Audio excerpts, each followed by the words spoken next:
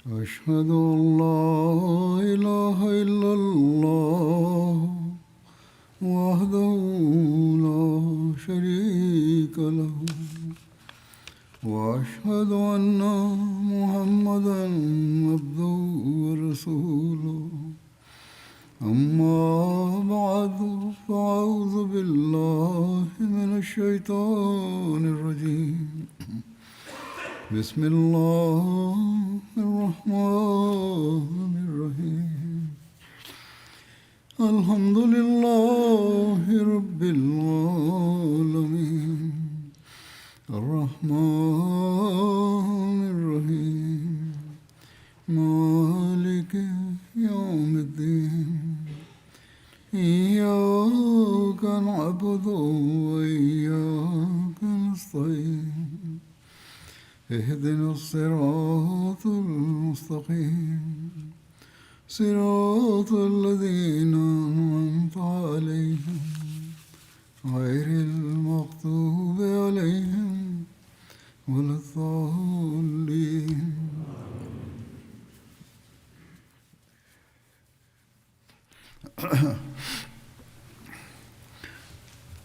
தற்போது தபூக் போரை குறித்து கூறப்பட்டு வருகின்றது.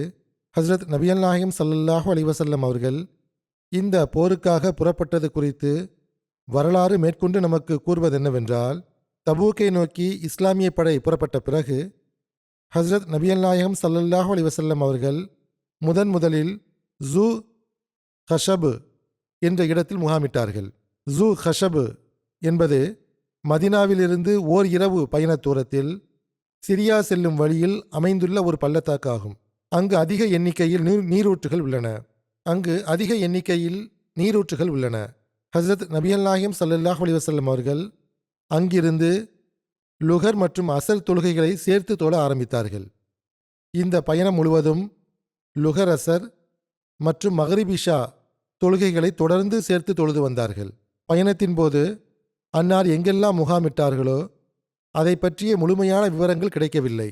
சில இடங்களின் பெயர்கள் மட்டுமே பதிவு செய்யப்பட்டுள்ளன. வாய்ப்பு கிடைத்தால் இன்ஷா அல்லாஹ் அவை பின்னர் கூறப்படும். ஹஸ்ரத் முஆஸ் பின் ஜபல் அவர்கள் அறிவிக்கிறார்கள், ஹஸ்ரத் ரசூலுல்லாஹ் ஸல்லல்லாஹு அலைஹி வஸல்லம் அவர்கள் தபூக் போரில் இருந்தபோது அன்னார் பயணத்தை தொடங்குவதற்கு முன் சூரியன் சாய்ந்துவிட்டது. அன்னார் லுகர் மற்றும் அசர் தொழுகைகளை சேர்த்து தொழுதார்கள். சூரியன் சாய்வதற்கு முன் அன்னார் புறப்பட்டிருந்தால் லுகரை தாமதப்படுத்தி அசர் நேரத்தின் போது அதை சேர்த்திருப்பார்கள். மக்ரிபிலும் அவ்வாறே செய்வார்கள். அன்னார் புறப்படுவதற்கு முன் சூரியன் மறைந்துவிட்டால் மக்ரிப் மற்றும் இஷா தொழுகைகளை சேர்த்து தொழுவார்கள். சூரியன் மறைவதற்கு முன் புறப்பட்டால் மக்ரிபை தாமதப்படுத்துவார்கள். இஷாவிற்காக தங்கி பின்னர் இரண்டையும் சேர்த்து தொழுவார்கள். இந்த பயணத்தில் ஹஸ்ரத் அப்துல் ரஹ்மான் பின் அவுஃப் அவர்களுக்கு இமாமத் செய்யும் நட்பேறு கிடைத்தது பற்றிய குறிப்பும் காண கிடைக்கிறது. அதன் நிகழ்வு என்னவென்றால், ஹஸ்ரத் முகீரா பின் ஷுஅபா அவர்கள் அறிவிக்கிறார்கள், அவர்கள் ஹஸ்ரத் ரசூலுல்லாஹ் ஸல்லல்லாஹு அலைஹி வஸல்லம் அவர்களுடன் தபூக் போரில் கலந்து கொண்டார்கள். ஃபஜர் தொழுகைக்கு முன் ஹஸ்ரத் ரசூலுல்லாஹ் ஸல்லல்லாஹு அலைஹி வஸல்லம் அவர்கள் இயற்கை தேவையை நிறைவேற்றி சென்றார்கள். நான் தண்ணீர் பையை எடுத்துக்கொண்டேன், அதாவது தண்ணீர் சுமந்து கொண்டு அன்னாருடன் சென்றேன். ஹஸ்ரத் ரசூலுல்லாஹ் ஸல்லல்லாஹு அலைஹி வஸல்லம் அவர்கள் என்னிடம் திரும்பி வந்தபோது நான் சற்று தொலைவில் நின்று கொண்டிருந்தேன். நான் தண்ணீர் பையில் இருந்து அன்னாரின் கைகளில் தண்ணீர் ஊற்ற ஆரம்பித்தேன். அன்னார் தம் இரு கைகளையும் 3 முறை கழுவினார்கள். இங்கு உழு செய்யும் முறை விவரிக்கப்படுகின்றது, அதாவது பயணத்தில் எவ்வாறு உழு செய்தார்கள் என்று. பிறகு அன்னார் தம் அருளுக்குரிய முகத்தை கழுவினார்கள். பிறகு தம் 2 கைகளையும் தம் மேலங்கியிலிருந்து வெளியே எடுக்க முயற்சித்தார்கள். ஆனால் மேலங்கியின் கைப்பகுதி இறுக்கமாக இருந்தன. எனவே தம் கைகளை மேலங்கியின் கீழ்ப்பகுதி வழியாக வெளியே எடுத்து முழங்கைகள் வரை கழுவினார்கள். பிறகு தம் காலுறைகள் மீது மசக் செய்தார்கள். அதாவது அன்னார் அப்போது சாக்ஸ் அணிந்திருந்தார்கள். எனவே காலுறைகள் மீது மசக் செய்து அவற்றை தூய்மைப்படுத்தினார்கள். பின்னர் நடக்க ஆரம்பித்தார்கள். முகீரா அவர்கள் கூறுகிறார்கள், நானும் அன்னாருடன் சென்றேன்.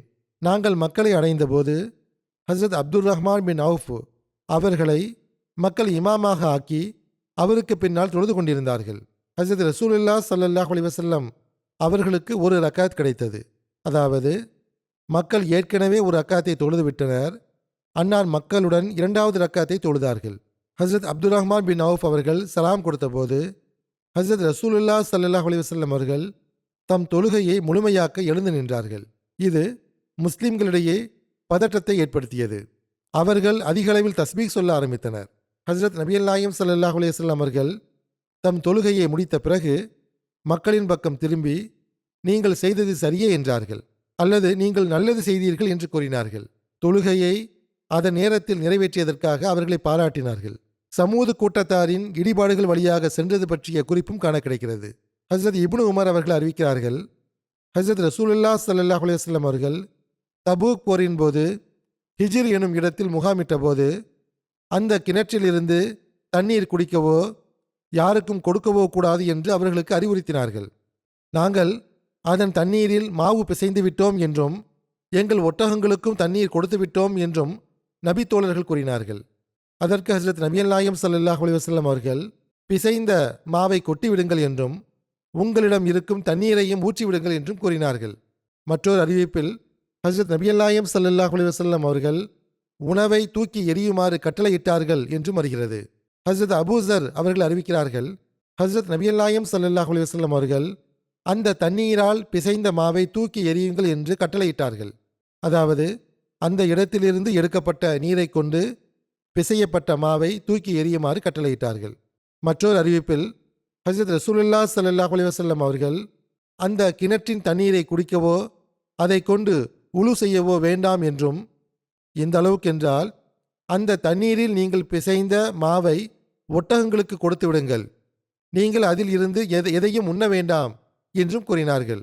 மற்றொரு அறிவிப்பின்படி ஹசரத் ரசூலுல்லாஹ் ஸல்லல்லாஹு அலைஹி வஸல்லம் அவர்கள் ஹசரத் சாலிஹ் அலைஹிஸ்ஸலாம் அவர்களின் ஒட்டகம் தண்ணீர் குடிக்க வந்த கிணற்றிலிருந்து தண்ணீர் எடுக்க வேண்டும் என்றும் கூறினார்கள்.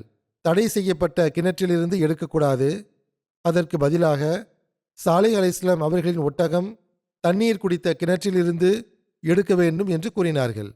புகாரியின் விளக்க உரை ஆசிரியரான இப்னு ஹஜர் அஸ்கலானியின் கூற்றுப்படி ஹசரத் ரசூலுல்லாஹ் ஸல்லல்லாஹு அலைஹி வஸல்லம் அவர்களுக்கு அந்த கிணற்றை பற்றி, அதாவது ஹசரத் சாலிஹ் அலைஹிஸ்ஸலாம் அவர்களின் ஒட்டகத்தின் கிணற்றை பற்றி வஹி மூலம் தெரிய வந்தது. ஓர் அறிவிப்பில் ஹசரத் நபிகள் நாயகம் ஸல்லல்லாஹு அலைஹி வஸல்லம் அவர்கள் ஹிஜ்ர் வழியாக சென்றபோது, அநியாயம் செய்த இந்த மக்களின் குடியிருப்புகளுக்குள் நீங்கள் அழும் நிலையில் தவிர நுழைய வேண்டாம் என்று கூறினார்கள். பெரும் அச்சத்துடனும் அல்லாவிடம் துவா செய்தவர்களாக நீங்கள் செல்ல வேண்டும். எந்த கூட்டத்தாருக்கு வேதனை வந்ததோ அந்த பகுதிகளுக்குள் நீங்கள் செல்கிறீர்கள், அவர்களுக்கு ஏற்பட்ட துன்பம் உங்களுக்கும் ஏற்பட்டுவிடக்கூடாது என்று கூறினார்கள். பிறகு ஹசரத் நபிகள் நாயகம் ஸல்லல்லாஹு அலைஹி வஸல்லம் அவர்கள் தம் போர்வையால் தம் அருளுக்குரிய முகத்தை மூடிக்கொண்டார்கள். அப்போது அன்னார் தம் சவாரியின் மீது அமர்ந்திருந்தார்கள். மற்றொரு அறிவிப்பில் அன்னார் தம் தலையை மூடிக்கொண்டு பள்ளத்தாக்கை கடக்கும் வரை வேகத்தை கூட்டினார்கள் என்று வருகிறது. ஹிஜ்ர் என்பது மதீனாவிலிருந்து தபூக் செல்லும் வழியில் வரும் ஒரு பகுதி. அங்குதான் ஹசரத் சாலிஹ் அலைஹிஸ்ஸலாம் அவர்களின் சமூக கூட்டத்தினர் வசித்து வந்தனர். இந்த பகுதிக்கு ஹிஜ்ர் என்று பெயர். தற்போது இது மதாயின் சாலிஹ் என்று அழைக்கப்படுகிறது.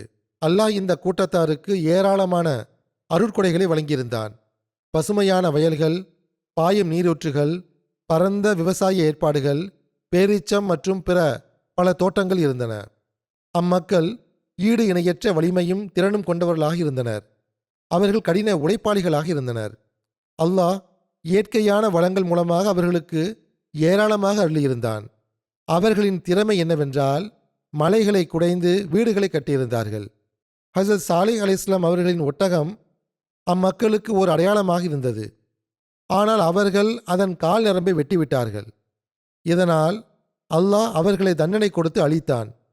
திருக்குரானில் இந்த கூட்டத்தாரின் பெயர் அஸ்ஹாபுல் ஹிஜ்ர் என்று கூறப்பட்டுள்ளது. மேலும் திருக்குரானில் அல் ஹிஜ்ர் என்ற பெயரில் ஓர் அத்தியாயமும் உள்ளது. இந்த பயணத்தில் ஹசரத் நபிகள் நாயகம் ஸல்லல்லாஹு அலைஹி வஸல்லம் அவர்களின் ஒட்டகம் தொலைந்து போன ஒரு சம்பவம் காண கிடைக்கிறது. அதன் விவரம் என்னவென்றால், ஹசரத் ரசூலே கரீம் ஸல்லல்லாஹு அலைஹி வஸல்லம் அவர்கள் தபூக்கை நோக்கி சென்று கொண்டிருந்த போது வழியில் அன்னாரின் ஒட்டகம் கஸ்வா தொலைந்து விட்டது. ஹசரத் ரசூலுல்லாஹ் ஸல்லல்லாஹு அலைஹி வஸல்லம் அவர்களின் தோழர்கள் அதை கண்டுபிடிக்க புறப்பட்டனர். ஹசரத் ரசூலே கரீம் ஸல்லல்லாஹு அலைஹி வஸல்லம் அவர்களுக்கு அருகில் அப்போது ஹசரத் உமாரா பின் ஹஸ்ம் அவர்களும் இருந்தார்கள். இவர் பையத்தை உக்கபாவில் கலந்து கொண்டவரும் பதர் போரில் கலந்து கொண்ட நபித்தோழரும் ஆவார்.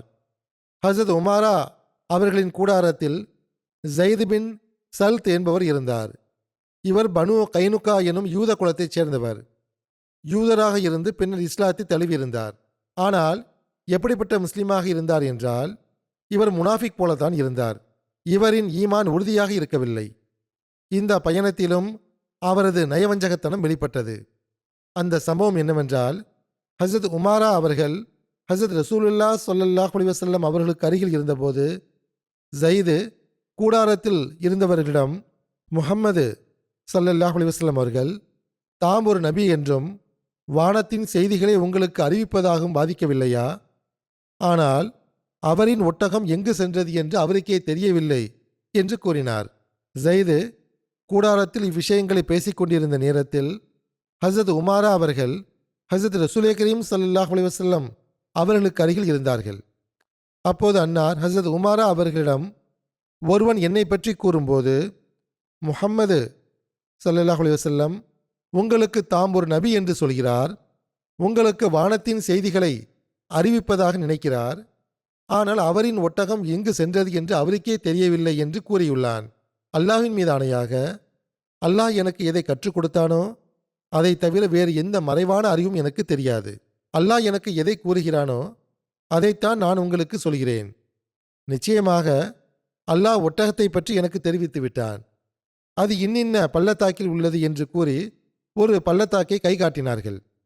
அந்த நயவஞ்சகனின் வார்த்தைகளை கேட்டு அல்லாஹ் உடனடியாக தன் தன்மானத்தை காட்டி, அந்த ஒட்டகம் இன்ன இடத்தில் இருப்பதாக அன்னாருக்கு கஷ்ஃப் மூலமாகவோ அல்லது இறை அறிவிப்பு மூலமாகவோ அறிவித்து விட்டான். அதன் கடிவாளம் ஒரு மரத்தில் மாட்டிக்கொண்டுள்ளது, நீங்கள் சென்று அதை என்னிடம் கொண்டு வாருங்கள் என்று அன்னார் கூறினார்கள். பிறகு நபி தோழர்கள் சென்று அதை கொண்டு வந்தார்கள். பிறகு ஹசரத் உமாரா அவர்கள் தம் கூடாரத்திற்கு சென்று, அல்லாஹ்வின் மீது ஆணையாக இன்று ஓர் ஆச்சரியமான விஷயம் நடந்தது. ஹசரத் ரசூலே கரீம் ஸல்லல்லாஹு அலைஹி வஸல்லம் அவர்கள் அல்லாஹ் தமக்கு அறிவித்த ஒரு மனிதனை பற்றி எங்களிடம் கூறினார்கள். ஹசரத் உமாரா அவர்களின் கூடாரத்தில் இருந்த ஒரு மனிதர், அல்லாஹ்வின் மீது ஆணையாக நீங்கள் இப்போது சொன்ன விஷயத்தை தான் ஜயிது நீங்கள் வருவதற்கு முன் சொன்னான் என்று கூறினார். உடனே ஹசரத் உமாரா அவர்கள் ஜயிதின் சட்டை காலரை பிடித்து தங்கள் சகாக்களிடம், அல்லாஹ்வின் அடியார்களே, என் கூடாரத்தில் ஒரு பாம்பு இருந்தது, அதை பற்றி அறியாமல் இருந்தேன் என்று கூறினார். பிறகு ஜயிதை குறிப்பிட்டு, இனிமேல் உனக்கும் எனக்கும் எந்த தொடர்பும் இல்லை என்று கூறினார்கள். சிலர் ஜயிது பின்னர் மனம் திருந்தினான் என்றும், வேறு சிலர் அவன் அதே தீய நிலையில் இருந்தான், அதே நிலையிலேயே இருந்தான் என்றும் கருதுகின்றனர். ஓர் அறிவிப்பில் ஹசரத் ரசூலுல்லாஹ் ஸல்லல்லாஹு அலைஹி வஸல்லம் அவர்கள் கூறிய இடத்திலிருந்து ஒட்டகத்தை தேடிக் கொண்டு வந்த நபி தோழர் ஹாரிஸ் பின் ஹஸ்மா என்று குறிப்பிடப்பட்டுள்ளது. இந்த பயணத்தில் பயண உணவு, அதாவது ரேஷன் மற்றும் உணவுப் பொருட்கள் குறைவாக இருந்த ஒரு சம்பவம் குறிப்பிடப்பட்டுள்ளது. அதன் விவரம் என்னவென்றால், ஹசரத் அபூ ஹுரைரா அவர்கள் அறிவிக்கிறார்கள், தபூக் பயணத்தின் போது மக்கள் கடும் பசியால் வாடினர். அவர்கள், அல்லாஹ்வின் தூதர் அவர்களே, தாங்கள் எங்களுக்கு அனுமதி கொடுத்தால் எங்கள் தண்ணீரை சுமந்து வரும் ஒட்டகங்களை அறுத்து அவற்றை நாங்கள் உண்போம், அதன் கொழுப்பையும் பயன்படுத்துவோம் என்று கேட்டுக்கொண்டார்கள். அதற்கு அன்னார், அப்படியே செய்யுங்கள் என்றார்கள். பசியால் நிலைமை மிக மோசமாக இருந்தது. அறிவிப்பாளர் கூறுகிறார், அப்போது ஹசரத் உமர் அவர்களுக்கு அதை பற்றி தெரிய வந்ததும் அவர்கள் வந்து, அல்லாஹ்வின் தூதர் அவர்களே, தாங்கள் அவ்வாறு செய்தால் சவாரி பிராணிகள் குறைந்துவிடும். எனவே மக்களிடம் எஞ்சியிருக்கும் உணவுப் பொருட்களை கொண்டு வரச் சொல்லுங்கள். பிறகு அவர்களுக்காக அதில் பரக்கத்துக்காக துவா செய்யுங்கள். அல்லாஹ் அதில் பரக்கத்தை வைப்பது சாத்தியமே என்று கோரிக்கை வைத்தார்கள்.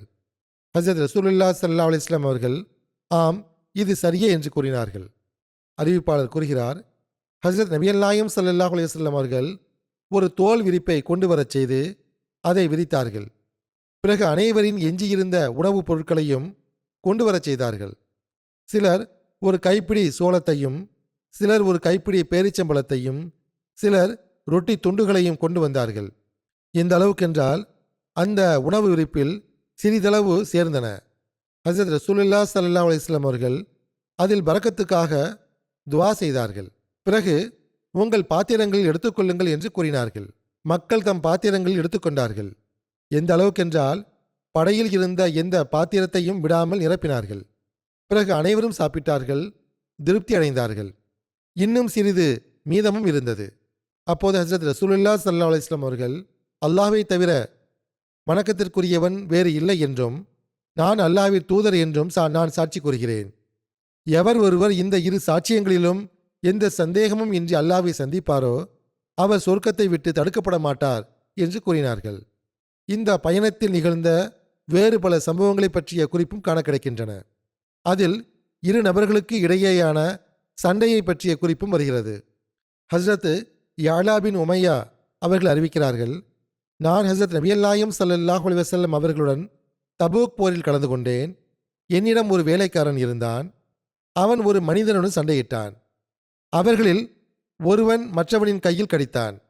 யார் கடிக்கப்பட்டாரோ அவர் தன் கையை கடித்தவனின் வாயிலிருந்து இழுத்தார். அதனால் கடித்தவனின் முன்பற்களில் ஒன்று கலன்று விழுந்து விட்டது. கடித்தவர் எந்த அளவு இறுக்கமாக பிடித்திருந்தார் என்றால் கையை எடுக்க முடியவில்லை. அதனால் கையை இழுத்தபோது எவர் கடித்து கொண்டிருந்தாரோ எவரது வாயில் கை இருந்ததோ அவரது பல் பிடுங்கிக் கொண்டு வந்துவிட்டது. எவ்வாறு இருப்பினும் அந்த இருவரும் ஹஜ்ரத் நபியல் நாயகம் ஸல்லல்லாஹு அலைஹி வஸல்லம் அவர்களிடம் வந்தனர். பல் உடைந்தவர் இழப்பீடு கோரினார். அதாவது, இவன் என் பல்லை உடைத்து விட்டான், அதற்கு எனக்கு இழப்பீடு கொடுக்கப்பட வேண்டும் என்றார். ஆனால் ஹஜ்ரத் நபியல் நாயகம் ஸல்லல்லாஹு அலைஹி வஸல்லம் அவர்கள் அதை தள்ளுபடி செய்தார்கள். இது தவறு என்று அன்னார் கூறினார்கள். அதாவது, இழப்பீடு பெற அவர் தகுதியானவர் அல்ல என்று அன்னார் கூறினார்கள். ஒட்டகத்தின் வாயில் மெல்ல கொடுப்பது போல் உமது வாயில் நீ மெல்வதற்காக அவர் தமது கையை விட்டு வைத்திருப்பாரா என்று கேட்டார்கள். கடிக்கப்பட்டவர் தன்னை காப்பாற்றிக் கொள்ள தன் கையை இழுத்ததால் பல் உடைந்தது. எனவே எந்த இழப்பீடும் இல்லை என்றார்கள். எனவே இழப்பீடு பற்றிய தீர்ப்பும் உண்மை நிலை மற்றும் சூழ்நிலைகளுக்கு ஏற்பவே வழங்கப்படும். உண்மையை பார்க்காமல் இழப்பீடு வழங்கப்படாது. அதேபோல் இந்த பயணத்தை பற்றி வேறு சில நிகழ்வுகளும் எடுத்துரைக்கப்பட்டுள்ளன. உதாரணமாக ஹஸ்ரத் ஹுமைது சாயிதி அவர்கள் அறிவிக்கிறார்கள், தபூக் போரின் பயணத்தின் போது ஹஸ்ரத் நபியல் நாயகம் ஸல்லல்லாஹு அலைஹி வஸல்லம் அவர்கள் வாதியல் குரா எனும் இடத்தை அடைந்தபோது அங்கு பேரீச்சந்தோட்டம் ஒன்று இருந்தது. ஹஸ்ரத் நபியல் நாயகம் ஸல்லல்லாஹு அலைஹி வஸல்லம் அவர்கள் தம் தோழர்களிடம் எவ்வளவு பேரீச்சம்பழம் இருக்கும் என்று மதிப்பிடுங்கள் என்று கூறினார்கள். அனைவரும் மதிப்பிட்டார்கள். ஹஸ்ரத் ரசூலுல்லாஹ் ஸல்லல்லாஹு அலைஹி வஸல்லம் அவர்களும் 10 வசக், அதாவது கிட்டத்தட்ட 1800 கிலோ பேரீச்சம்பழம் அறுவடையாகும் என்று மதிப்பிட்டார்கள். அத்தோட்டத்தில் அதன் உரிமையாளரான அந்த பெண்மணி நின்று கொண்டிருந்தார். ஹஸ்ரத் நபியல் நாயகம் ஸல்லல்லாஹு அலைஹி வஸல்லம் அவர்கள் அந்த பெண்ணிடம், நீங்கள் இந்த பழங்களை அறுவடை செய்யும் போது எவ்வளவு இருந்தது என்பதை நினைவில் வைத்துக் கொள்ளுங்கள் என்று கூறினார்கள். அறிவிப்பாளர் கூறுகிறார், தபூக்கில் இருந்து திரும்பிய போது நாங்கள் அதே தோட்டத்தின் அருகே வந்தபோது அந்த பெண்ணிடம் எவ்வளவு பழங்கள் அறுவடையானது என்று கேட்டோம். அவள் ஹஸ்ரத் ரசூலுல்லாஹ் ஸல்லல்லாஹு அலைஹி வஸல்லம் அவர்கள் மதிப்பிட்ட அதே அளவை, அதாவது 10 வசக் என்று சொன்னாள்.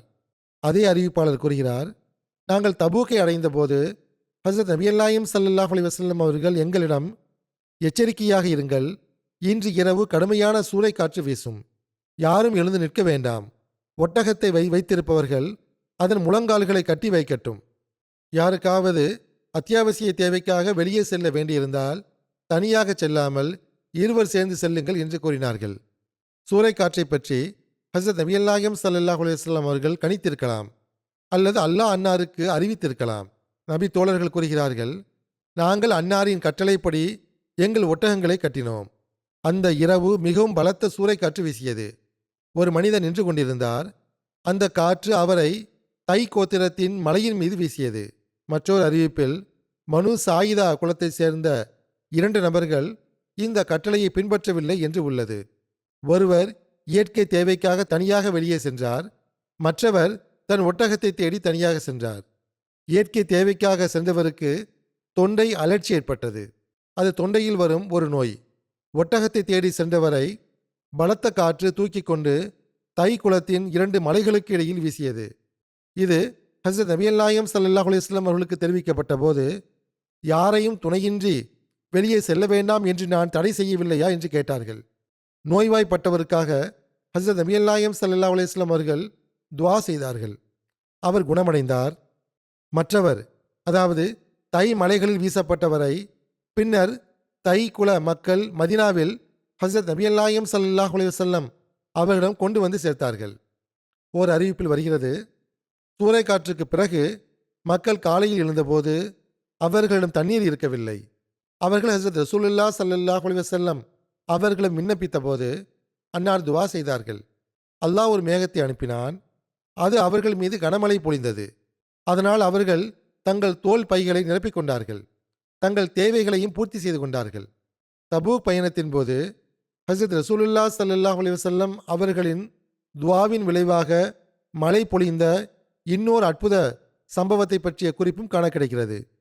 ஹஸரத் இப்னு அப்பாஸ் ரலியல்லாஹு அன்ஹு அவர்கள் அறிவிக்கிறார்கள், ஹஸரத் உமர் பின் கத்தாப் அவர்களிடம் நீங்கள் தபூக் போரை பற்றி எங்களுக்கு சொல்லுங்கள் என்று கேட்கப்பட்டது. அதற்கு அவர்கள் கூறினார்கள், நாங்கள் கடும் வெயில் காலத்தில் தபூக்கை நோக்கி புறப்பட்டோம். நாங்கள் ஓரிடத்தில் முகாமிட்டோம். எங்களுக்கு தாகம் ஏற்பட்டது. அதனால் எங்கள் கழுத்துகள் வெட்டப்படுவது போல் உணர்ந்தோம். நிலைமை எப்படி இருந்ததென்றால், ஒருவர் தண்ணீரை தேடிச் சென்று அவர் திரும்பி வரவில்லை என்றால் அவர் இறந்து விட்டிருக்கலாம் என்று நாங்கள் நினைப்போம். ஒருவர் தன் ஒட்டகத்தை அறுத்து அதன் வயிற்றில் இருந்து தண்ணீரை பிழிந்து குடிப்பார். மீதமுள்ளதை தன் வயிற்றில் வைத்துக் கொள்வார். இங்கு பையில் வைத்துக் கொள்வதை குறிக்கிறது என்று நான் கருதுகிறேன். ஹஸரத் அபூபக்கர் சித்திக் அவர்கள், அல்லாஹ்வின் தூதர் அவர்களே, உங்கள் துவாவில் அல்லாஹ் நன்மையை வைத்துள்ளான். எனவே எங்களுக்காக துவா செய்யுங்கள் என்றார்கள். நான் துவா செய்ய வேண்டுமென்று நீங்கள் விரும்புகிறீர்களா என்று அன்னார் கேட்டார்கள். நாங்கள் ஆம் என்று கூறினோம். ஹஸரத் நபியல் நாயகம் ஸல்லல்லாஹு அலைஹி வஸல்லம் அவர்கள் தம் இரு கைகளையும் உயர்த்தினார்கள். அன்னாரின் கைகள் கீழே வருவதற்கு முன்பே ஒரு மேகம் நிழலிட்டது. மழை பெய்யத் தொடங்கியது. மக்கள் தங்களிடம் இருந்த அனைத்து பாத்திரங்களையும் நிரப்பிக் கொண்டார்கள். பிறகு நாங்கள் அந்த பகுதியை ஆய்வு செய்தபோது அந்த படைப்பிரிவுக்கு அப்பால் எங்கும் மழை பெய்யவில்லை என்பதை அறிந்தோம். அதேபோல் தபூக்கின் கிணற்றில் நீர் அதிகரித்த ஓர் அற்புதமும் காண கிடைக்கிறது. ஹஸரத் முஆஸ் பின் ஜபல் அவர்கள் அறிவிக்கிறார்கள், நாங்கள் ஹஸரத் ரசூலுல்லாஹ் ஸல்லல்லாஹு அலைஹி வஸல்லம் அவர்களுடன் தபூக் போரில் கலந்து கொண்டோம். அன்னார் தொழுகைகளை சேர்த்து தொழுதார்கள். அன்னார் லுகர் அசரையும் மக்ரிப் இஷாவையும் சேர்த்து தொழுதார்கள். ஒரு நாள் அன்னார் தொழுகையை சற்று தாமதித்தார்கள். ஹஸரத் நபியல் நாயகம் ஸல்லல்லாஹு அலைஹி வஸல்லம் அவர்கள் வெளியே வந்து லுகர் மற்றும் அசர் தொழுகைகளை சேர்த்து தொழுதார்கள். பிறகு உள்ளே வந்தார்கள். பிறகு வெளியே சென்று மக்ரிப் மற்றும் இஷா தொழுகைகளை சேர்த்து தொழுதார்கள். பிறகு ஹஸரத் நபியல் நாயகம் ஸல்லல்லாஹு அலைஹி வஸல்லம் அவர்கள், நாளை இன்ஷா அல்லாஹ் நீங்கள் தபூக்கி நீரூற்றை அடைவீர்கள். சூரியன் நன்கு உதிக்கும் வரை நீங்கள் அதை அடைய மாட்டீர்கள். எனவே உங்களில் யார் அதை அடைந்தாலும் நான் வரும் வரை அதன் தண்ணீரை தொட வேண்டாம் என்று கூறினார்கள்.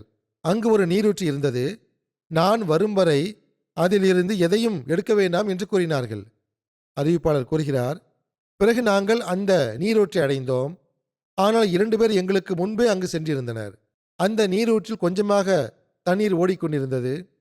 அறிவிப்பாளர் கூறுகிறார், ஹஸரத் ரசூலுல்லாஹ் ஸல்லல்லாஹு அலைஹி வஸல்லம் அவர்கள் அந்த இருவரிடமும் நீங்கள் அதன் தண்ணீரை தொட்டீர்களா என்று கேட்டார்கள். இருவரும் ஆம் என்றார்கள்.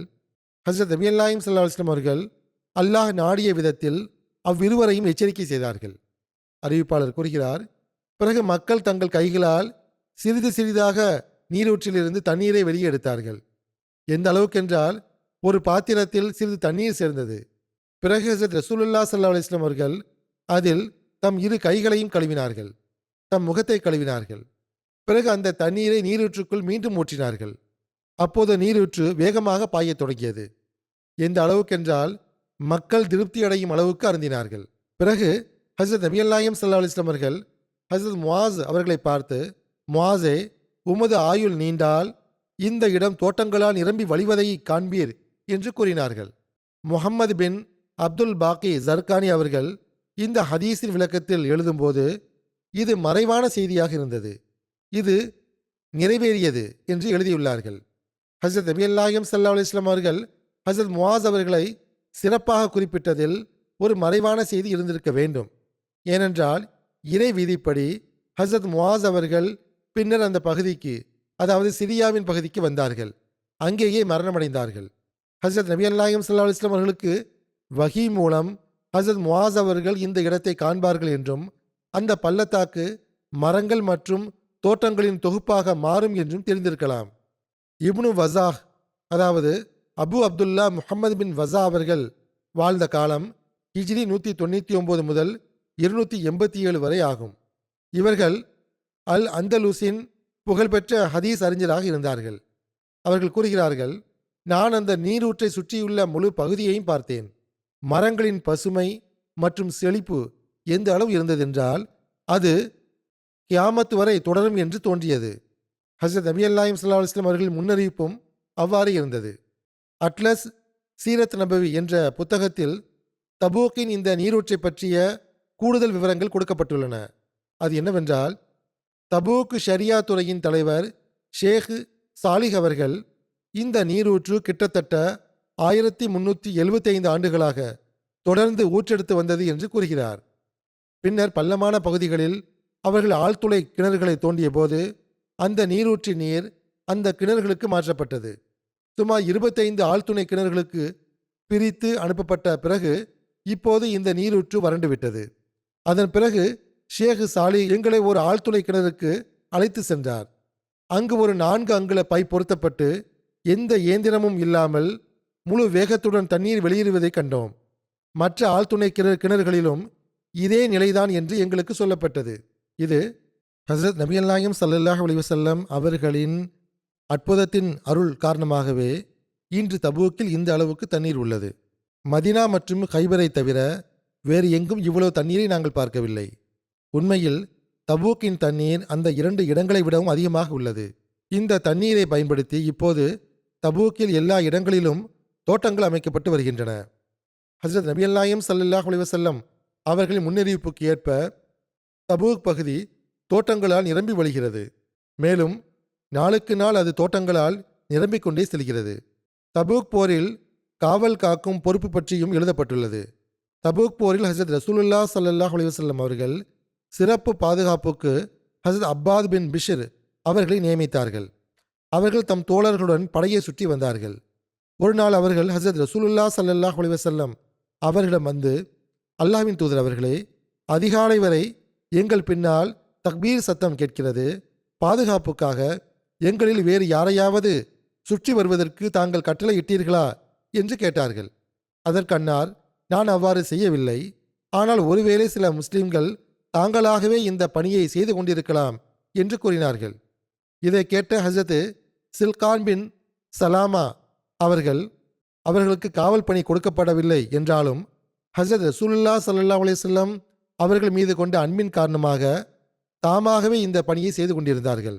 அவர்கள், அல்லாஹ்வின் தூதர் அவர்களே, நான் என் 10 முஸ்லிம் குதிரை வீரர்களுடன் புறப்பட்டு டியூட்டியில் உள்ள இவர்களின் பாதுகாப்பை மேற்கொள்கிறேன் என்று கூறினார்கள். அதற்கு ஹஜ்ரத் நபி அல்லாஹிம் ஸல்லல்லாஹு அலைஹி வஸல்லம் அவர்கள் துவா செய்தவாறு, அல்லாஹ்வின் பாதையில் காவல் காப்பவர்களை பாதுகாப்பவர்களுக்கு அல்லாஹ் கருணை காட்டுவானாக. நீங்கள் பாதுகாத்த ஒவ்வொரு உயிருக்கும், மனிதர்களாக இருந்தாலும் சரி விலங்குகளாக இருந்தாலும் சரி, ஒரு கீராத் வெகுமதி கிடைக்கும் என்று கூறினார்கள். ஒரு கீராத் என்பது சுமார் 2 கிராம் எடையுள்ள தங்கம் போன்றது. தபூக் பயணத்தின் போது முகாமிடும் போதெல்லாம் மக்களில் சிலர் பின்தங்கி விடுவார்கள் என்று ஒரு அறிவிப்பில் வருகிறது. நபி தோழர்கள் ஹஜ்ரத் ரசூலுல்லாஹ் ஸல்லல்லாஹு அலைஹி வஸல்லம் அவர்களிடம், அல்லாஹ்வின் தூதர் அவர்களே, இன்று இன்ன நபர் பின்தங்கிவிட்டார் என்று கூறுவார்கள். அதற்கு அன்னார், அவரை விட்டுவிடுங்கள். அவரிடம் ஏதாவது நன்மை இருந்தால் அல்லாஹ் அவரை உங்களோடு சேர்ப்பான். அதுவல்லாமல் வேறு ஏதேனும் இருந்தால் அல்லாஹ் அவரை விட்டு உங்களுக்கு விமோசனம் அளிப்பான் என்று கூறினார்கள். இதற்கிடையில் யாரோ ஒருவர், அல்லாஹ்வின் தூதர் அவர்களே, ஹஜ்ரத் அபூசர் அவர்கள் பின்தங்கி விட்டார்கள். அவர்களின் ஒட்டகம் சோர்வடைந்து விட்டது என்று கூறினார். அதற்கு அன்னார், அவரை விட்டுவிடுங்கள். அவரிடம் ஏதாவது நன்மை இருந்தால் அல்லாஹ் அவரை உங்களோடு சேர்ப்பான். அதுவல்லாமல் வேறு ஏதேனும் இருந்தால் அல்லாஹ் அவரை விட்டு உங்களுக்கு விமோசனம் அளிப்பான் என்று கூறினார்கள். ஹஜ்ரத் அபூசர் அவர்களின் சூழ்நிலை எவ்வாறு இருந்தது என்றால், அவர்களின் ஒட்டகம் மிகவும் சிரமப்படுத்தியது. அது முற்றிலும் சோர்வடைந்து விட்டது. ஹஜ்ரத் அபூசர் அவர்களின் ஒட்டகம் முற்றிலும் சோர்வடைந்து பலவீனமான போது அவர்கள் அதிலிருந்து கீழே இறங்கி தம் பொருட்களை தம் முதுகில் சுமந்து கொண்டு ஹஜ்ரத் நபி அல்லாஹிம் ஸல்லல்லாஹு அலைஹி வஸல்லம் அவர்களை பின்தொடர்ந்து நடந்து சென்றார்கள். ஹஜ்ரத் நபி அல்லாஹிம் ஸல்லல்லாஹு அலைஹி வஸல்லம் அவர்கள் சிறிது பயண தூரத்திற்கு பிறகு ஓரிடத்தில் முகாமிட்டார்கள். அப்போது முஸ்லிம்களில் ஒருவர் தொலைவில் பார்த்து, அல்லாஹ்வின் தூதர் அவர்களே, பாதையில் ஒரு மனிதர் தனியாக நடந்து வருகிறார் என்று கூறினார். அதற்கு ஹஜ்ரத் நபி அல்லாஹிம் ஸல்லல்லாஹு அலைஹி வஸல்லம் அவர்கள், குன் அபாசர், அதாவது அபூசராக இருக்கக்கூடாதா என்று கூறினார்கள். மக்கள் உன்னிப்பாக பார்த்தபோது அல்லாவின் தூதர் அவர்களே, அல்லாவின் மீது ஆணையாக அவர் அபூசர் தான் என்று கூறினார்கள். அதற்கு ஹஜ்ரத் நபி அல்லாஹிம் ஸல்லல்லாஹு அலைஹி வஸல்லம் அவர்கள், அல்லாஹ் அபூசர் மீது கருணை காட்டுவானாக. அவர் தனிமையாகவே நடந்தார், தனிமையாகவே இறப்பார், தனிமையாகவே எழுப்பப்படுவார் என்று கூறினார்கள். ஹஜ்ரத் ரசூலுல்லாஹ் ஸல்லல்லாஹு அலைஹி வஸல்லம் அவர்கள் ஹஜ்ரத் அபூசர் அவர்கள் தனிமையாக இருப்பதை பற்றி சொன்னது ஹஜ்ரத் உஸ்மான் ரலியல்லாஹு அன்ஹு அவர்களின் ஆட்சி காலத்தில் சொல்லுக்கு சொல் அப்படியே நிறைவேறியது. அப்போது அவர்கள் தம் குடும்பத்துடன் மதீனாவிற்கு வெளியே ரப்ஸா எனும் இடத்தில் வசித்து வந்தார்கள்.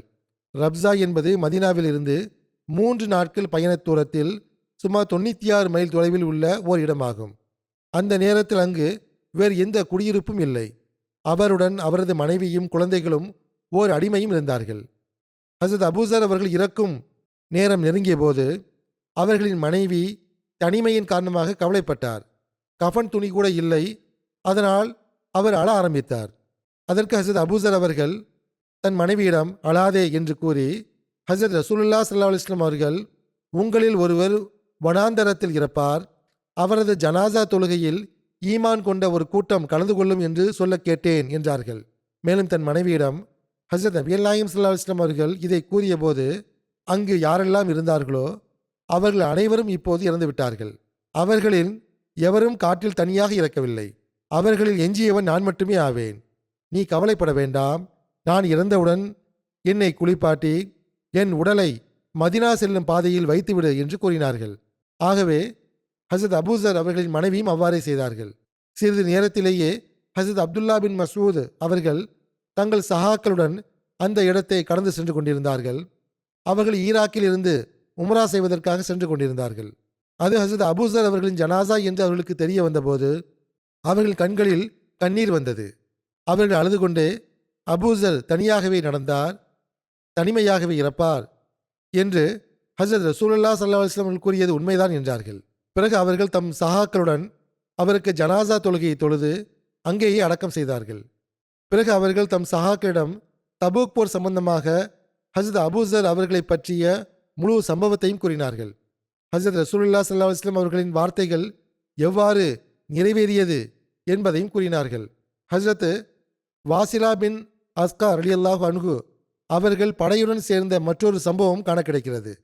இவர் தபூக் போருக்கு சில நாட்களுக்கு முன் மதீனாவிற்கு வந்து இஸ்லாத்தை தழுவினார். இவர் மதீனாவில் இருக்கும்போதே ஹசரத் ரசூலே கரீம் ஸல்லல்லாஹு அலைஹி வஸல்லம் அவர்கள் தபூக்கிற்கான ஆயத்தத்தை அறிவித்தார்கள். ஹசரத் வாசிலா பின் அஸ்கா அவர்கள் அறிவிக்கிறார்கள், ஹசரத் ரசூலுல்லாஹ் ஸல்லல்லாஹு அலைஹி வஸல்லம் அவர்கள் தபூக் போர் தொடர்பாக அறிவிப்பு செய்யக்கூடிய ஒருவரை அறிவிக்க செய்தார்கள். நான் என் வீட்டிற்கு சென்று திரும்பிய போது அன்னாரின் தோழர்கள் ஏற்கனவே புறப்பட்டிருந்தார்கள். யாராவது ஒருவருக்கு தன்னுடன் ஒருவரை சவாரி செய்து அழைத்து செல்ல முடியுமா? அவ்வாறு செய்தால் கிடைக்கும் போர் செல்வத்தை அதற்கு பதிலாக அவர் பெற்றுக்கொள்ளட்டும் என்று நான் நகரில் உரத்த குரலில் அறிவித்துக் கொண்டிருந்தேன்.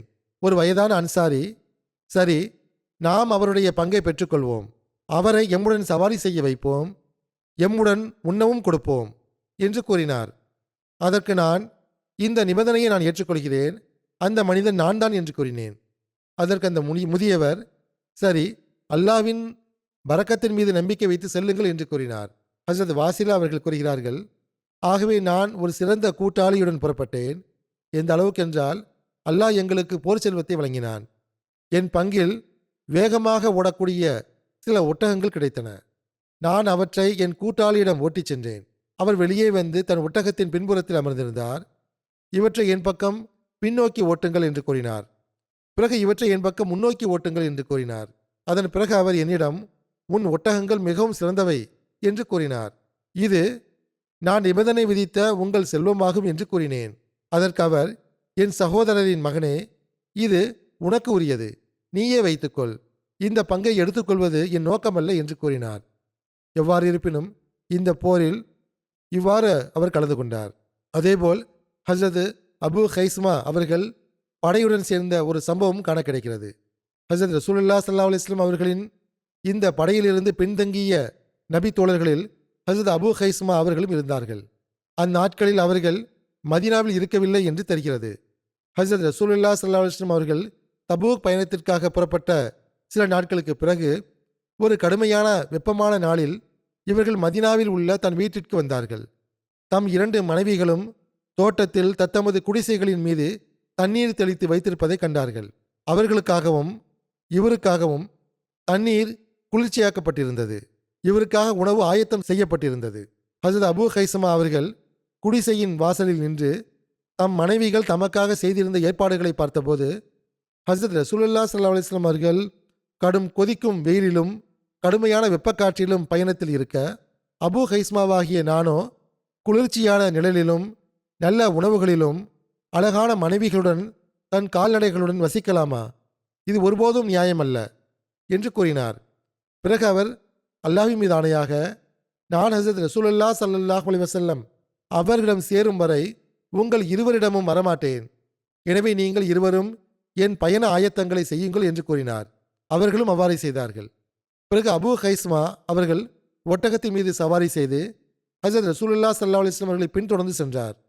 ஒரு நண்பகலில் கடுமையான வெப்பம் மற்றும் அனல் காற்று வீசிய போது ஹஜ்ரத் நபி நாயகம் ஸல்லல்லாஹு அலைஹி வஸல்லம் அவர்கள் தொலைதூர பாலைவனத்தில் ஒரு சவாரி வருவதை கண்டார்கள்.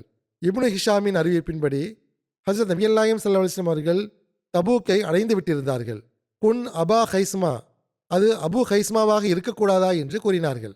அவர் நெருங்கி வந்தபோது நபி தோழர்கள், அல்லாஹ்வின் தூதர் அவர்களே, அல்லாஹ்வின் மீது ஆணையாக அவர் அபூ ஹைஸ்மா அன்சாரிதான் என்று கூறினார்கள்.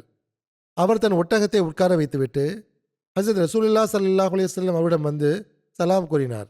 அன்னார் அவரிடம், அபூ ஹைஸ்மாவே, ஏன் பின்தங்கினாய் என்று கேட்டார்கள். அதற்கு அவர் அன்னாரிடம் நடந்த முழு சம்பவத்தையும் கூறினார். அதற்கு அன்னார் அவருக்காக நன்மைக்காக துவா செய்தார்கள். ஹஜ்ரத் முஸ்லிமௌத் ரலியல்லாஹு அன்ஹு அவர்களும் இந்த சம்பவத்தை குறிப்பிட்டுள்ளார்கள். அவர்கள் இவ்வாறு எழுதுகிறார்கள், வரலாற்றில் வருவது என்னவென்றால், ஹஜ்ரத் நபி நாயகம் ஸல்லல்லாஹு அலைஹி வஸல்லம் அவர்கள் தபூக்கிற்கு புறப்பட்ட போது சில நபி தோழர்கள் பின்தங்கிவிட்டார்கள். அவர்களில் அபூ ஹைஸ்மாவும் ஒருவர் ஆவார்கள். இவர் மிகவும் நல்லவர், பின்தங்க வேண்டும் என்ற எண்ணம் இவருக்கு இருக்கவில்லை. ஆனால் போருக்கு புறப்பட உத்தரவு வந்தபோது அவர் வீட்டில் இருக்கவில்லை. அவர் வீட்டிற்கு வந்தபோது ஒருவர் பேசுவதற்காக ஆவல் கொண்டு காத்திருப்பதைப் போன்று அவருடைய மனைவி அவருக்காக காத்திருப்பதை கண்டார். அவர் தன் மனைவியின் இந்த ஆசையை புறக்கணித்துவிட்டு தன் மனைவியிடம், ஹஜ்ரத் ரசூலுல்லாஹி ஸல்லல்லாஹு அலைஹி வஸல்லம் அவர்கள் புறப்பட்டு விட்டார்களா என்று கேட்டார். அவருடைய மனைவியோ, சற்று உட்காருங்கள் என்று கூறினார். அதற்கு அவர், அல்லாஹ்வின் தூதர் போருக்காக புறப்பட்டு விட்டார், நான் வீட்டில் ஓய்வெடுப்பதா? அபூ ஹைஸ்மாவால் அப்படி இருக்க முடியாது என்று பதிலளித்துவிட்டு உடனே புறப்பட்டு குதிரையை ஆயத்தம் செய்து அதன் மீது சவாரி செய்து ஹஜ்ரத் ரசூல் கரீம் ஸல்லல்லாஹு அலைஹி வஸல்லம் அவர்கள் சென்ற பாதையில் சென்றார். ஹஜ்ரத் முஸ்லிமௌத் ரலியல்லாஹு அன்ஹு அவர்கள் இங்கு குதிரையை குறிப்பிட்டுள்ளார்கள். முந்தைய அறிவிப்புகளில் ஒட்டகம் என்று வந்துள்ளது, அல்லது குதிரை என்று தவறாக குறிப்பிட்டிருக்கலாம். எவ்வாறு இருப்பினும் 2 விதமான அறிவிப்புகளும் உள்ளன. எவ்வாறு இருப்பினும் அந்த சவாரியில் அவர் அமர்ந்து புறப்பட்டார். ஹஜ்ரத் நபி நாயகம் ஸல்லல்லாஹு அலைஹி வஸல்லம் அவர்கள் புறப்பட்டு சென்ற அந்த பாதையில் சென்றார். முடிவில் கடினமான பயணத்திற்கு பிறகு பல இடங்களை கடந்த பிறகு ஹஜ்ரத் நபி நாயகம் ஸல்லல்லாஹு அலைஹி வஸல்லம் அவர்களின் படையுடன் சேர்ந்து கொண்டார். அவர் படையை நெருங்கிய போது சில நபி தோழர்கள் தொலைவில் இருந்து புழுதி எழுவதை பார்த்து யார் வருகிறார் என்று யோசிக்க ஆரம்பித்தனர். அப்போது ஹஜ்ரத் நபி நாயகம் ஸல்லல்லாஹு அலைஹி வஸல்லம் அவர்கள் குன் அபா ஹைஸ்மா என்று கூறினார்கள். அதாவது அபூ ஹைஸ்மாவாக ஆகிவிட வேண்டும் என்று கூறினார்கள். வரக்கூடியவர் யாராக இருந்தாலும் அவர் அபூ ஹைஸ்மாவாக ஆகிவிட வேண்டும் என்று இந்த வாக்கியத்திற்கு பொருள் இருக்க முடியாது. அதன் பொருள் என்னவென்றால், வருபவர் அபூ ஹைஸ்மாவாக இருக்க வேண்டும் என்று நான் விரும்புகிறேன் என்பதே. குன் என்ற சொல்லை விளக்கியவாறு ஹஜ்ரத் முஸ்லிமௌத் ரலியல்லாஹு அன்ஹு அவர்கள் வேறொரு இடத்தில் எழுதியுள்ளார்கள். முதலில் கூறப்பட்ட மேற்கோள் தஃப்சீரே கபீரில் ஒரு வசனத்தின் விளக்கமாக இருந்தது. இந்த மேற்கோளும் அதே சான்றுதான். ஹஜ்ரத் முஸ்லிமௌத் ரலியல்லாஹு அன்ஹு அவர்கள் குன் என்ற சொல்லை விவரித்தவாறு இவ்வாறு கூறுகிறார்கள், நினைவில் கொள்ளுங்கள், குன் என்ற சொல் அரபு மொழியில் ஒருவருக்கு கட்டளையிடவும் கூறப்படுகின்றது, அதேபோல் விருப்பத்தை வெளிப்படுத்தவும் பயன்படுத்தப்படுகின்றது. ஹஜ்ரத் ரசூல் கரீம் ஸல்லல்லாஹு அலைஹி வஸல்லம் அவர்கள் சிரியாவை நோக்கி படையெடுத்த போது அபூ ஹைஸ்மா என்ற ஒரு நபி தோழர் இருந்தார். அவர் மீது ஹஜ்ரத் நபி நாயகம் ஸல்லல்லாஹு அலைஹி வஸல்லம் அவர்கள் மிகுந்த நம்பிக்கை வைத்திருந்தார்கள். அவரை அன்னார் மிகவும் நேசித்தார்கள்.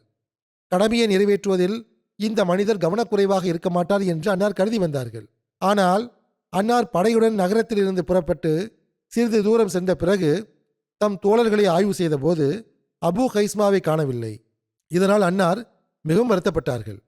நான் அவர் மீது இவ்வளவு நல்லெண்ணம் வைத்திருந்தேன், ஆனால் அவர் இந்த ஜிஹாதில் இருந்து பின்தங்கி விட்டார் என்று அன்னார் கூறினார்கள். அன்னார் சென்று கொண்டிருந்த போது, ஹுசூர், யாரோ ஒருவர் பின்னால் இருந்து வருகிறார் என்று ஒருவர் கூறினார். அன்னார் அந்த பக்கமாக பார்த்து, குன் அபா ஹைஸ்மா என்று கூறினார்கள். அந்த புழுதி நீங்கி அந்த நபர் நெருங்கி வந்தபோது அவர் அபு ஹைஸ்மா தான் என்று மக்கள் கண்டார்கள். அப்போது ஹஜ்ரத் நபி ஸல்லல்லாஹு அலைஹி வஸல்லம் அவர்கள் தமது விருப்பத்தை இவ்வளவு விரைவாக நிறைவேற்றியதற்காக அல்லாஹ்வை புகழ்ந்தார்கள். இப்போது குன் அபா ஹைஸ்மா என்பதற்கு வேறு யாரோ ஒருவர் வந்தாலும் ஹஜ்ரத் நபி ஸல்லல்லாஹு அலைஹி வஸல்லம் அவர்கள் அவர் அபு ஹைஸ்மாவாக மாறட்டும் என்று கூறியதாக அதற்கு பொருள் கொள்ள முடியாது. மாறாக குன் அபா ஹைஸ்மா என்பதற்கு வரக்கூடியவர் அபு ஹைஸ்மாவாக இருக்க அல்லாஹ் நாட வேண்டும் என்று பொருளாகும். எனவே அரபு மொழியில் இது ஒரு வழக்கமான சொல் ஆகும். சில சமயங்களில் விருப்பத்தை வெளிப்படுத்தவும் குன் என்ற வார்த்தை பயன்படுத்தப்படுகின்றது. ஹஜ்ரத் முஸ்லிம் ரலியல்லாஹு அன்ஹு அவர்கள் எந்த ஆயத்திற்கு விளக்குவரை கூறும்போது இதை கூறினார்களோ அந்த ஆயத்தை நான் எடுத்து வைக்கவில்லைதான். ஆனால் எவ்வாறு இருப்பினும் குன் என்ற சொல்லின் விளக்கத்தை எடுத்து வைத்து விட்டேன். மீதமுள்ளவற்றை இன்ஷா அல்லாஹ் இனிவரும் காலத்தில் எடுத்துரைப்பேன். ரபுவா பள்ளிவாசலில் நடந்த சம்பவத்தில் காயமடைந்தவர்களுக்காக துவா செய்யுங்கள். மிகவும் காயமடைந்தவர்களை அல்லாஹ் தன் பாதுகாப்பில் வைத்து அவர்களுக்கு விரைவில் முழுமையான நலத்தை வழங்குவானாக. பாகிஸ்தானில் எதிரிகளின் ஒவ்வொரு திட்டத்தையும் அல்லாஹ் தோல்வியடையச் செய்வானாக. ரப்வாவிலும் இன்று கத்மே நுபுவத் என்ற பெயரில் ஒரு கூட்டம் நடக்கிறது. மௌலவிகள் தாங்கள் பேச வேண்டிய அசிங்கத்தையும் அசுத்தத்தையும் பேசிக் கொண்டிருக்கிறார்கள் அல்லது பேசி முடித்திருக்கலாம். கூட்டம் இப்போது முடிந்திருக்கலாம். அல்லாஹ் அவர்களின் தீங்கிலிருந்து பாதுகாப்பானாக. அதேபோல் பங்களாதேஷில் உள்ள அகமதிகளுக்காகவும் துவா செய்யுங்கள். அங்கும் எதிரிகளின் பெரும் தீய நோக்கங்கள் இருப்பதாக தெரிகிறது. அங்கும் ஒவ்வொரு அகமதியையும் அல்லாஹ் பாதுகாப்பானாக. பாலஸ்தீனியர்களுக்காகவும் துவா செய்யுங்கள். அல்லாஹ் அவர்களுக்கு கருணை காட்டி அநியாயக்காரர்களிடமிருந்து அவர்களுக்கு விடுதலை அளிப்பானாக. போர் நிறுத்தம் என்று சொல்லப்படுவது பெயர் அளவில்தான். கடந்த 2 நாட்களில் நடந்த சம்பவங்கள் இது பெயர் அளவிலான போர் நிறுத்தம் என்பதை நிரூபித்துள்ளன. அல்லாஹ் அநீதிக்குள்ளான அந்த மக்களை அநியாயத்தில் இருந்து காப்பாற்றி அநியாயக்காரர்களை பிடிப்பானாக.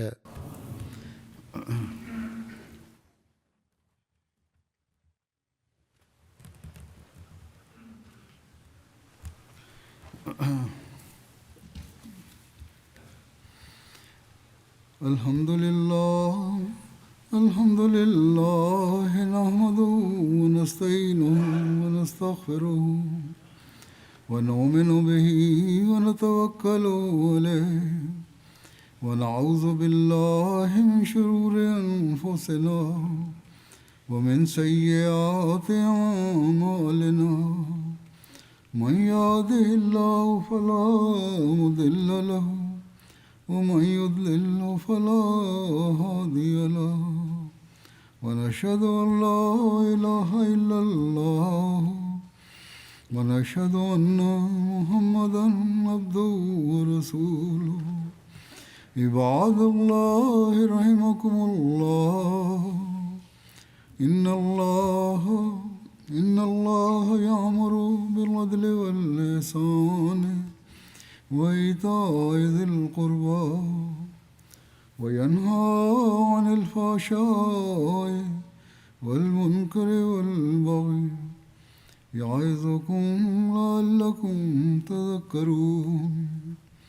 اذكروا الله يذكركم وادعوه يستجب لكم ولذكر الله أكبر.